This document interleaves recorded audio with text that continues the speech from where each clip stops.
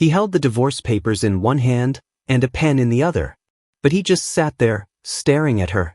"I'm not signing this," he said. And for a moment she looked like she was about to cry. Until she whispered something that made him freeze. "I'm pregnant." They hadn't had dinner together in weeks. Not real dinner.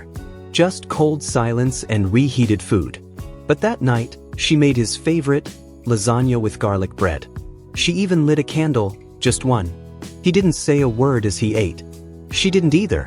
Until he looked up and said, "So, when are you moving out?" Her hands trembled on the fork. She forced a smile. "Next week." He nodded, but his jaw clenched. The next day, she left the divorce papers on the kitchen table. Highlighted. All he had to do was finish it. Sign on the dotted line. But he didn't. For 3 days he left them sitting there. Untouched. Just like their marriage. On the 4th night, she walked into the living room holding something small. A photograph. No, not a photograph. An ultrasound. His eyes locked on the image before she even said a word. Her voice shook. "I wasn't going to tell you. I wanted to do this on my own." He stood up fast. "Is it mine?" She laughed, painfully. "It's ours, Mark. But I knew you didn't want any more ties to me." And then it happened. He said something she never expected. Something soft. "I didn't sign the papers, because I didn't know how to let go." She blinked. "You kept saying you were tired," he continued. "Tired of feeling alone in a marriage. I wanted to fight for us, but I didn't know how." Tears ran down her face now. "I thought you stopped loving me." He shook his head. "I never stopped. I just stopped showing it." He reached for the ultrasound photo again. He held it gently, like it was made of glass. Then he looked at her and asked, "When's the first doctor appointment?" She didn't answer right away, because she had one more secret to tell. But that's where everything changed. She hesitated, then whispered the words that would turn everything upside down. "I've already been to one appointment. You weren't listed as emergency contact." Mark's brows furrowed. "What do you mean?" She took a deep breath. "I listed someone else, because I didn't know if I could trust you to show up." Mark's face crumbled. "You thought I wouldn't care about my own child? I thought you'd sign the papers and disappear. Just like you've been disappearing from us for the past year." Silence. Then, something broke in him. He sank onto the couch. "I didn't know how to be the man you needed." His voice was hoarse. "I shut down after my job loss, then your miscarriage last year. I couldn't take any more pain. So I numbed out. I didn't talk. I didn't feel. I just stopped." Her eyes widened. "You never talked about the miscarriage. Not once." "I know," he whispered, "and I hated myself every day for it."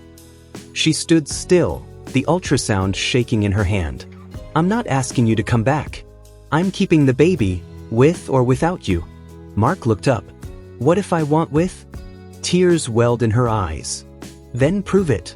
He nodded slowly. "I'll go to every appointment. I'll build the crib.